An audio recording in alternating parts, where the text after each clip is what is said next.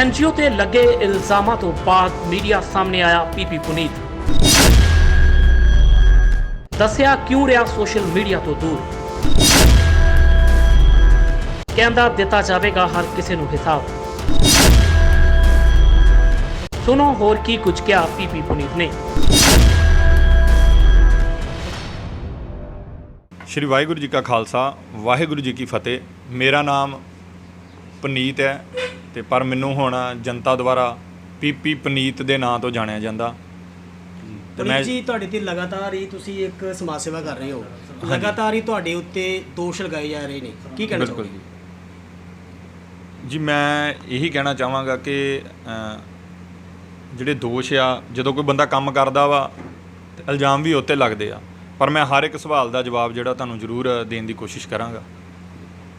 ਕੀ ਵਜ੍ਹਾ ਬਣ ਗਈ ਜੀ ਤੁਸੀਂ ਇੰਨੇ ਸਮਾਜ ਸੇਵੀ ਵਿਚਰ ਰਹੇ ਸੀ, ਦੋਸ਼ ਲਾਉਣੇ ਲੱਗਣੇ ਕਿਉਂ ਸ਼ੁਰੂ ਹੋਏ? ਪਹਿਲਾਂ ਤਾਂ ਇਹ ਸਵਾਲ ਹੈ ਜੀ ਗੱਲ ਇਹ ਆ ਕਿ ਜਦੋਂ ਵੀ ਕੋਈ ਆਪਾਂ ਸਮਾਜ ਤੋਂ ਹਟ ਕੇ ਕੋਈ ਵੀ ਕੰਮ ਕਰਦੇ ਆ ਜਾਂ ਲੋਕਾਂ ਦੇ ਵਿੱਚ ਪਬਲਿਕ ਫਿਗਰ ਬਣਦੇ ਆ ਤੇ ਆਪਣੇ ਤੋਂ ਕੁਝ ਗਲਤੀਆਂ ਵੀ ਹੁੰਦੀਆਂ ਤੇ ਕੁਝ ਆਪਣੇ ਲੱਤਾਂ ਵੀ ਖਿੱਚੀਆਂ ਜਾਂਦੀਆਂ ਆਪਣੇ ਸਮਾਜ ਵੱਲੋਂ।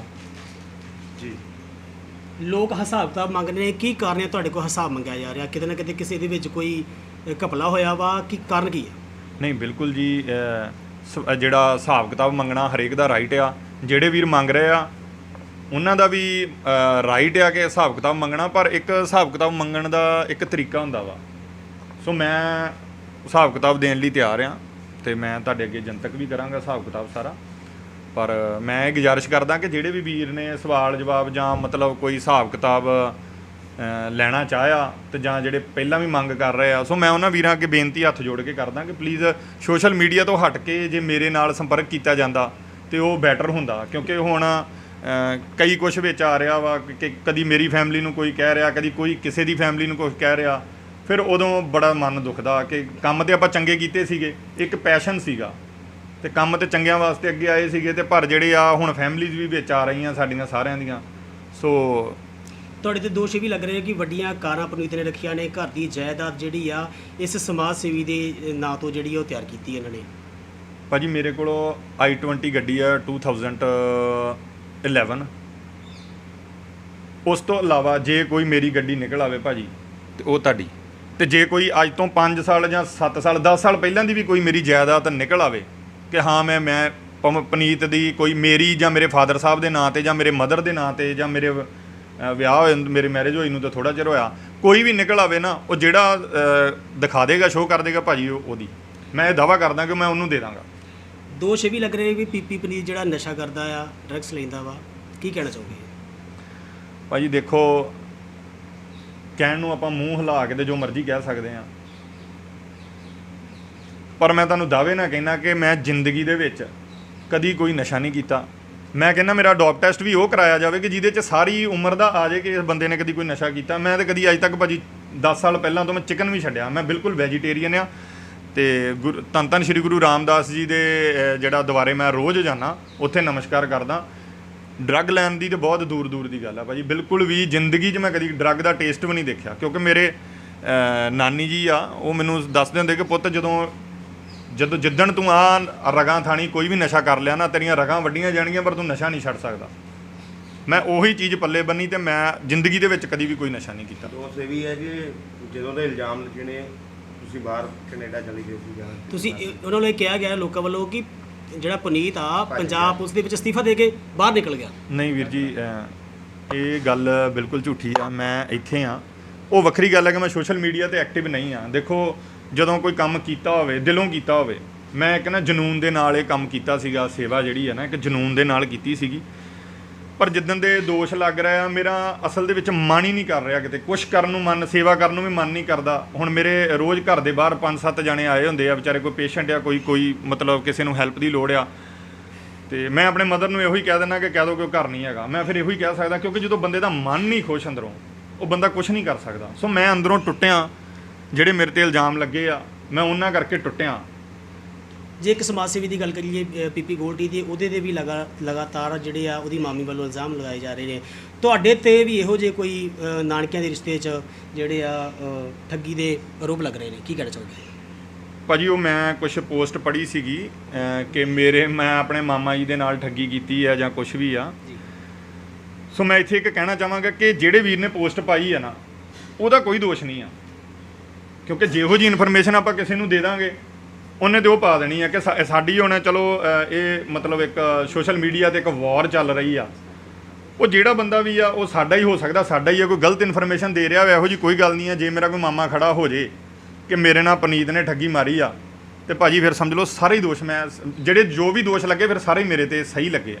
ਜੇ ਮੇਰਾ ਮਾਮਾ ਉੱਠ ਕੇ ਕੋਈ ਕਹਿ ਦੇ ਕਿ ਬਈ ਪਨੀਤ ਹੋਣਾ ਨੇ ਸਾਡੇ ਨਾਲ ਠੱਗੀ ਮਾਰੀ, ਤੇ ਫਿਰ ਸਮਝ ਲਓ ਕਿ ਆ ਸਾਰਾ ਕੁਝ ਸੱਚ ਹੀ ਆ। ਇੱਕ ਦੋਸ਼ ਲੱਗ ਰਿਹਾ ਕਿ ਤੁਹਾਡੇ ਫਾਦਰ ਸਾਹਿਬ ਨੂੰ ਦੁਬਈ ਤੋਂ ਡਿਪੋਰਟ ਕੀਤਾ ਸੀ, ਕੀ ਮਾਮਲਾ ਹੈ?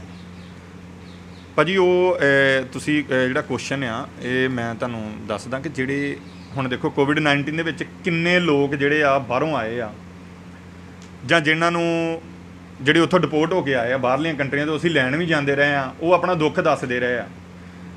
ਤੇ ਉਹ ਡਿਪੋਰਟ ਕਿਉਂ ਕੀਤੇ ਗਏ ਆ, ਉਹਨਾਂ ਦੇ ਪਿੱਛੇ ਰੀਜ਼ਨ ਇਹ ਸੀਗਾ ਕਿ ਉਹ ਲੋਕ ਜਿਹੜੇ ਵਿਚਾਰੇ ਆਪਣੀਆਂ ਰਿਕੁਆਇਰਮੈਂਟਸ ਨਹੀਂ ਉੱਥੇ ਪੂਰੀਆਂ ਕਰ ਪਾਏ, ਉਹ ਇਸ ਕਰਕੇ ਉਹਨਾਂ ਨੂੰ ਡਿਪੋਰਟ ਕੀਤਾ ਜਾਂਦਾ। ਪਰ ਮੇਰੇ ਫਾਦਰ ਸਾਹਿਬ ਤੇ ਲੱਗਾ ਵਾ ਆਰੋਪ ਕਿ ਉਹਨਾਂ ਨੂੰ 2 ਵਾਰ ਡਿਪੋਰਟ ਕੀਤਾ ਗਿਆ ਇੱਕੋ ਕੰਟਰੀ 'ਚੋਂ। ਪਹਿਲੀ ਗੱਲ ਕਿ ਜਦੋਂ ਇੱਕ ਕੰਟਰੀ ਦੇ ਵਿੱਚੋਂ ਜਦੋਂ ਬੰਦਾ ਡਿਪੋਰਟ ਕਰ ਦਿੰਦੇ ਆ, ਦੁਬਾਰਾ ਉਸ ਕੰਟਰੀ 'ਚ ਜਾ ਸਕਦਾ? ਤੁਸੀਂ ਦੱਸੋ।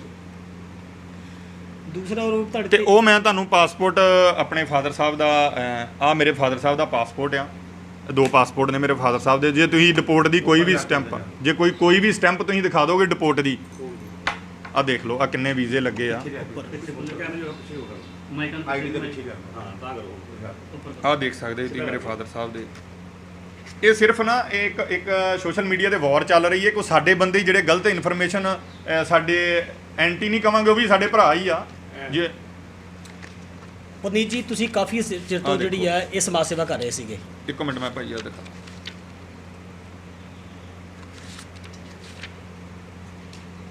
ਹਾਂਜੀ ਸਮਾਜ ਸੇਵਾ ਕਰ ਰਹੇ ਸੀ ਕਾਫੀ ਸਮੇਂ ਤੋਂ ਤੁਸੀਂ। ਐਸਾ ਕਿਹੜਾ ਲੋਕਾਂ ਵੱਲੋਂ ਮੇਨ ਮੁੱਦਾ ਉਠਾਇਆ ਗਿਆ ਜਿਹਨੇ ਤੁਹਾਨੂੰ ਝੰਜੋੜ ਕੇ ਰੱਖ ਦਿੱਤਾ ਤੇ ਤੁਸੀਂ ਇੱਕਦਮ ਪਛਾਣ ਉੜ ਗਏ? ਕੀ ਕਾਰਨ ਰਿਹਾ ਹੈ? ਭਾਜੀ ਇਹ ਜਿਹੜੀ ਮੈਂ ਸਮਾਜ ਸੇਵਾ ਸੀ ਨਾ, ਇਹ ਮੈਂ ਸ਼ੁਰੂ ਕੀਤੀ ਸੀਗੀ ਮੈਂ ਦੇਖ ਕੇ ਮਨੁੱਖਤਾ ਵਾਲੇ ਭਾਜੀ ਨੂੰ ਤੇ ਹੋਰ ਆਪਣੇ ਜਿਹੜੇ ਵੀਰ ਆ ਸਾਡੇ ਮੁਲਾਜ਼ਮ ਭਰਾ ਜਿਹੜੇ ਪਹਿਲਾਂ ਕਰਦੇ ਰਹੇ ਨੇ, ਮੈਂ ਉਹਨਾਂ ਨੂੰ ਦੇਖ ਕੇ ਕੀਤੀ ਸੀਗੀ। ਪਰ ਮੈਨੂੰ ਇਹ ਨਹੀਂ ਸੀ ਪਤਾ ਕਿ ਇਹਦਾ ਪ੍ਰੋਪਰ ਚੈਨਲ ਕੀ ਹੁੰਦਾ ਵਾ, ਕਿੱਦਾਂ ਸੇਵਾ ਹੁੰਦੀ ਆ, ਕਿੱਦਾਂ ਇਹਨੂੰ ਆਪਾਂ ਆਰਗੇਨਾਈਜ਼ ਕਰਨਾ। ਇੱਥੇ ਕਿਤੇ ਨਾ ਕਿਤੇ ਮੇਰੀ ਵੀ ਗਲਤੀ ਸੀਗੀ ਕਿ ਮੈਨੂੰ ਪ੍ਰੋਪਰ NGO ਰਜਿਸਟਰ ਕਰਾਉਣੀ ਚਾਹੀਦੀ ਸੀਗੀ। NGO ਰਜਿਸਟਰ ਕਰਵਾ ਕੇ ਤੇ ਪ੍ਰੋਪਰ ਸਾਨੂੰ ਕੰਮ ਕਰਨਾ ਚਾਹੀਦਾ ਸੀਗਾ। ਉੱਥੇ ਸਾਡੀ ਮੇਰੀ ਜ਼ਰੂਰ ਗਲਤੀ ਆ, ਕਿਉਂਕਿ ਉਹ ਮੈਂ ਸਾਰੀ ਜਿਹੜੀ ਸੰਗਤ ਆ ਉਹ ਤੋਂ ਖਿਮਾ ਵੀ ਮੰਗਦਾ ਕਿ ਮੈਂ ਪ੍ਰੋਪਰ ਚੈਨਲ ਕੰਮ ਨਹੀਂ ਕਰ ਸਕਿਆ। ਪਰ ਹਾਂ ਮੈਂ ਇਹ ਵਿਸ਼ਵਾਸ ਦਵਾਉਣਾ ਕਿ ਅੱਗੇ ਮੈਂ ਕਿਸੇ ਵੀ ਪ੍ਰੋਪਰ ਸੰਸਥਾ ਦੇ ਨਾਲ ਜੁੜ ਕੇ ਤੇ ਪ੍ਰੋਪਰ ਜਿਹੜਾ ਵਾ ਮੈਂ ਉਹ ਮਤਲਬ ਇਸ ਜਿਹੜੀ ਸੇਵਾ ਨੂੰ ਕੈਰੀ ਔਨ ਕਰਾਂਗਾ, ਜੇ ਸੰਗਤ ਦੀ ਇਜਾਜ਼ਤ ਹੋਏਗੀ ਤਾਂ। ਲਾਸਟ ਵਾਲਾ ਜੀ, ਜਿਵੇਂ ਤੁਸੀਂ ਦੱਸਦੇ ਹੋ ਕਿ ਜੇ ਇਜਾਜ਼ਤ ਹੋਵੇਗੀ, ਤੁਹਾਡਾ ਦਿਲ ਮੰਨਦਾ ਕਿ ਹੁਣ ਸੇਵਾ ਕੀਤੀ ਜਾਏਗੀ ਜਾਂ ਨਹੀਂ? ਦੇਖੋ ਜੀ, ਸੇਵਾ ਕਰਦਾ ਨਾ ਕਰਦਾ ਉਹ ਤਾਂ ਮੈਂ ਤੁਹਾਨੂੰ ਇਹ ਦੱਸ ਸਕਦਾ ਕਿ ਦਿਲ ਖੁਸ਼ ਹੋਵੇ ਤੇ ਸੇਵਾ ਹੁੰਦੀ ਹੈ। ਜਦੋਂ ਮਨ ਬੰਦੇ ਦਾ ਖੁਸ਼ ਨਾ ਹੋਵੇ ਤਾਂ ਉਦੋਂ ਸੇਵਾ ਨਹੀਂ ਆਪਾਂ ਕਰ ਸਕਦੇ, ਵਿਖਾਵਾ ਥੋੜੀ ਕਰ ਸਕਦੇ। ਹੁਣ ਜੇ ਕੋਈ ਹਿਸਾਬ ਲੈ ਲਿਓ ਉਹਦਾ ਹਿਸਾਬ ਦਿੱਤਾ ਜਾਏਗਾ ਜੀ ਉਸੇ? ਬਿਲਕੁਲ ਜੀ। ਨਹੀਂ ਉਹ ਤੁਸੀਂ ਦੱਸੋ ਪਨੀਤ ਜੀ ਕਿੰਨੇ ਪਰਿਵਾਰਾਂ ਦੀ ਸੇਵਾ ਕਰ ਚੁੱਕੇ ਹੋ ਤੁਸੀਂ? ਭਾਜੀ ਘੱਟੋ ਘੱਟ ਵੀ ਤੇ 20 ਤੋਂ 22 ਘਰ ਆ ਜਿਹੜੇ ਉਹ ਅਸੀਂ ਪਾਏ ਆ ਅੰਮ੍ਰਿਤਸਰ ਤਰਨਤਾਰਨ ਏਰੀਆ ਦੇ ਵਿੱਚ। 20 ਤੋਂ 22 ਘਰ ਉਹ ਮੈਂ ਬਕਾਇਦਾ, ਜੇ ਤੁਸੀਂ ਮੇਰੇ ਨਾਲ ਚੱਲੋ ਤੇ ਮੈਂ ਤੁਹਾਨੂੰ ਵਿਦ ਪ੍ਰੂਫ ਈਵਨ ਕਿ ਮੈਂ ਸਾਰੇ ਜਿਹੜੇ ਜਿੱਥੇ ਵੀ ਘਰ ਪਾਏ ਨਾ ਉਹਨਾਂ ਦੇ ਕੰਸੈਂਟ ਤੱਕ ਮੇਰੇ ਤੋਂ ਸਾਈਨ ਆ, ਮੇਰੇ ਤੋਂ ਕੰਸੈਂਟ ਤੱਕ ਦੀਆਂ ਲਿਸਟਾਂ ਵਾਂ ਜਿਹਦੇ ਤੇ ਤੁਹਾਨੂੰ ਮੈਂ ਦਿਖਾ ਸਕਦਾ। ਲਗਭਗ ਕਿੰਨੀ ਲਾਗਤ ਨਾਲ ਜਿਹੜੇ ਤਿਆਰ ਕੀਤੇ ਗਏ? ਆਹ ਦੇਖੋ, ਜਿਸ ਤਰ੍ਹਾਂ ਆਹ ਵਾ ਘਰ, ਆਹ ਦੇਖੋ ਆਹ ਸਾਰੇ ਘਰ ਜਿਹੜੇ ਆ ਮੈਂ ਬਣਵਾਏ ਆ, ਆਪ ਦੇਖੋ। ਤੇ ਕਿਸੇ ਤੇ ਹੁਣ ਕਈ ਇਹੋ ਜਿਹੇ ਵੀ ਘਰ ਸੀਗੇ ਕਿ ਜਿਨ੍ਹਾਂ ਦੇ ਸਿਰ ਦੇ ਉੱਤੇ ਛੱਤ ਵੀ ਨਹੀਂ ਤੇ ਉਹ ਝੁੱਗੀਆਂ ਦੇ ਵਿੱਚ ਰਹਿ ਰਹੇ ਸੀਗੇ। ਉਹ 2 ਪਰਿਵਾਰ, ਇੱਕ ਤੇ ਇੱਥੇ ਆ ਆਪਣੇ ਨਕੋਦਰ, ਇੱਕ ਭੈਣ ਸੀਗੀ ਉਹਨੂੰ ਕੈਂਸਰ ਸੀਗੀ ਤੇ ਕੈਂਸਰ ਦੇ ਨਾਲ ਵਿਚਾਰੀ ਦਾ ਘਰ-ਬਾਰ ਵੀ ਵਿਕ ਗਿਆ, ਘਰ-ਬਾਰ ਵੀ ਸਾਰਾ ਵਿਕ ਗਿਆ ਉਹਦਾ। ਫਿਰ ਉਹਨਾਂ ਨੇ ਮੈਨੂੰ ਫੋਨ ਕੀਤਾ ਤੇ ਉਹਨਾਂ ਦਾ ਬਕਾਇਦਾ ਘਰ ਦੀ ਜਗ੍ਹਾ 2 ਲੱਖ ਰੁਪਏ ਦੀ ਲੈ ਕੇ ਤੇ ਉੱਤੇ ਉਹਨਾਂ ਨੂੰ ਅਸਾਰੀ ਕਰਕੇ ਦਿੱਤੀ। ਹੁਣ ਇੱਕ ਇੱਥੇ ਅੰਮ੍ਰਿਤਸਰ ਦੇ ਵਿੱਚ ਚੱਲ ਰਿਹਾ, ਇੱਕ ਅੰਮ੍ਰਿਤਸਰ ਦੇ ਵਿੱਚ ਚੱਲ ਰਿਹਾ ਵਾ ਘਰ, ਉਹ ਵੀ ਮਾਤਾ ਜੀ ਆ, ਉਹਨਾਂ ਦੇ 2 ਬੇਟੇ ਆ, ਉਹ ਜਿਹੜੇ ਉਹ ਝੁੱਗੀ ਦੇ ਵਿੱਚ ਰਹਿ ਰਿਹਾ। ਇੱਕ ਮਤਲਬ ਆ ਗਰਮੀ ਦੇ ਵਿੱਚ ਬਹੁਤ ਜ਼ਿਆਦਾ ਬੁਰੀ ਹਾਲਤ 'ਚ ਰਹਿ ਰਹੇ, ਉਹਨਾਂ ਨੂੰ ਵੀ ਅਸੀਂ ਹੁਣ ਜਗ੍ਹਾ ਲੈ ਕੇ ਤੇ ਉੱਥੇ ਅਸਾਰੀ ਅਧੀਨ ਆ, ਉਹ ਅਸਾਰੀ ਚੱਲ ਰਹੀ ਆ। ਇਹ ਲਗਭਗ 20 ਤੋਂ 22 ਘਰ ਆ ਜਿਹੜੇ ਕਿ ਮੈਂ ਤੁਹਾਨੂੰ ਲੈ ਕੇ ਵੀ ਜਾ ਸਕਦਾ ਤੇ ਤੁਸੀਂ ਦੇਖ ਸਕਦੇ ਜੀ। ਲਾਸਟ ਵਾਲੇ ਸਰ ਲਾਸਟ ਸਵਾਲ ਹੈ ਜੀ, ਇੰਨੇ ਇਲਜ਼ਾਮਾਂ ਤੋਂ ਬਾਅਦ ਇੰਨੇ ਦਿਨਾਂ ਬਾਅਦ ਤੁਸੀਂ ਸਾਹਮਣੇ ਆਏ ਹੋ, ਕੀ ਕਹਿਣਾ ਚਾਹੁੰਦੇ ਹੋ ਜਿਹੜੇ ਤੁਹਾਡੇ ਤੇ ਇੰਨਾ ਭਰੋਸਾ ਜਤਾ ਰਹੇ ਸੀ ਜਾਂ ਜਾਂ ਵਿਰੋਧ ਜਿਨ੍ਹਾਂ ਨੂੰ ਕਰ- ਲੋੜਵੰਦ ਸੀ ਪਰਿਵਾਰ, ਉਹਨਾਂ ਵਾਸਤੇ ਕੀ ਸੁਨੇਹਾ ਦਿੰਦੇ? ਜੀ ਮੈਂ ਤੁਹਾਨੂੰ ਮੈਂ ਦੱਸਣਾ ਚਾਹੁੰਦਾ ਕਿ ਮੈਂ ਅੰਦਰੋਂ ਟੁੱਟ ਚੁੱਕਿਆ ਸੀਗਾ, ਕਿਉਂਕਿ ਜਦੋਂ ਰੋਜ਼ ਦੀ ਰੋਜ਼ ਸੋਸ਼ਲ ਮੀਡੀਆ ਤੇ ਕੁਛ ਨਵੇਂ ਤੋਂ ਨਵਾਂ ਜਦੋਂ ਦੇਖਦਾ ਸੀਗਾ ਤੇ ਮਨ ਬਹੁਤ ਜ਼ਿਆਦਾ ਪਰੇਸ਼ਾਨ ਸੀਗਾ, ਕਿਉਂਕਿ ਮੈਂ ਇਹ ਪੈਸ਼ਨ ਦੇ ਨਾਲ ਸਾਰਾ ਕੰਮ ਕੀਤਾ ਸੀਗਾ, ਜਾਂ ਇਹ ਮੈਂ ਸੇਵਾ ਜਿਹੜੀ ਇੱਕ ਪੈਸ਼ਨ ਦੇ ਨਾਲ ਕੀਤੀ ਸੀ, ਬੜੇ ਜਨੂਨ ਦੇ ਨਾਲ ਕੀਤੀ ਸੀ। ਸੋ ਇਸ ਕਰਕੇ ਮੈਂ ਸੋਸ਼ਲ ਮੀਡੀਆ ਤੋਂ ਥੋੜ੍ਹਾ ਜਿਹਾ ਕਾਫੀ ਦਿਨਾਂ ਤੋਂ ਐਕਟਿਵ ਨਹੀਂ ਸੀਗਾ। ਤੇ ਪਰ ਇਹ ਆ ਕਿ ਜੇ ਮੇਰੇ ਸਪਸ਼ਟੀਕਰਨ ਤੋਂ ਮੇਰੇ ਭਰਾ ਜਿਨ੍ਹਾਂ ਨੇ ਸਵਾਲ ਚੱਕੇ ਆ, ਜੇ ਉਹ ਸੈਟੀਸਫਾਈ ਹੋਣਗੇ ਤੇ ਮੈਂ ਜੇ ਜਨਤਾ ਵੀ ਸੈਟੀਸਫਾਈ ਹੋਏਗੀ ਤੇ ਮੈਂ ਅੱਗੇ ਸੇਵਾ ਜਿਹੜੀ ਉਹ ਕੰਟੀਨਿਊ ਕਰਾਂਗਾ। ਠੀਕ ਹੈ।